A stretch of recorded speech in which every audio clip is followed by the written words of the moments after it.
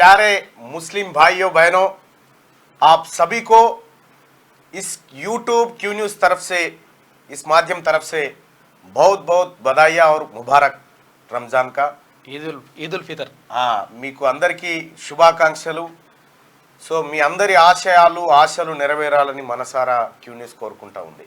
ఇక అలాగే ఇవాళ మహాత్మా జ్యోతిరావు పూలే జయంతి ఏప్రిల్ 11.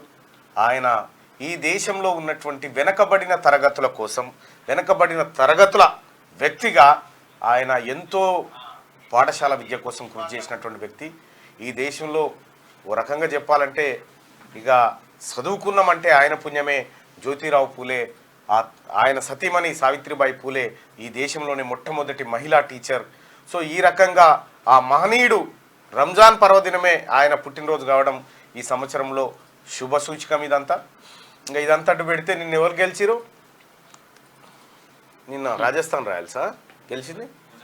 గుజరాత్ గెలిచింది. రాజస్థాన్ రాయల్స్ ఫస్ట్ ఓడిపోయిందట. ఇది మనకి ఇంపార్టెంట్. మనకి ఇప్పుడు ఈ మాని జాంతానయ్యాయి పక్క పెట్టరు కానీ రైట్. ఇక ఈ రకంగా మనం ముందుకు పోదాం. కానీ ఇక రాజకీయ వ్యవహారాలు కనుక ఒకసారి చూస్తే ఇటు కాంగ్రెస్ పార్టీ, భారతీయ జనతా పార్టీ వీళ్ళిద్దరేమో టార్గెట్లు పెట్టుకొని కొట్లాడుతురు. 14 మాకంటే 9 మాకని వాళ్ళు గలాటా జరుగుతూ ఉంది.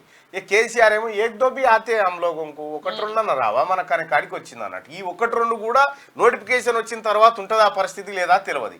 ఎవ్వని కాడు జీరకపోతా ఉన్నాడు.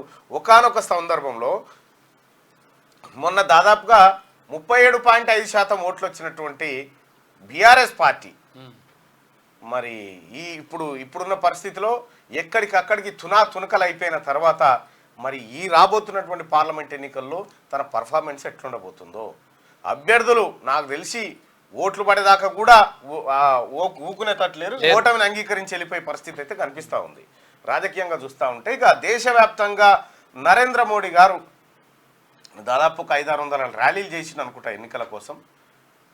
మన్మోహన్ సింగ్ గారు మొత్తం తన 10 ఏళ్ల కాలంలో 4 ర్యాలీలు చేసిండు. ఈయన 600 ర్యాలీలు చేసిండు. झूठ बोलते ही विजन बड़ा होना चाहिए.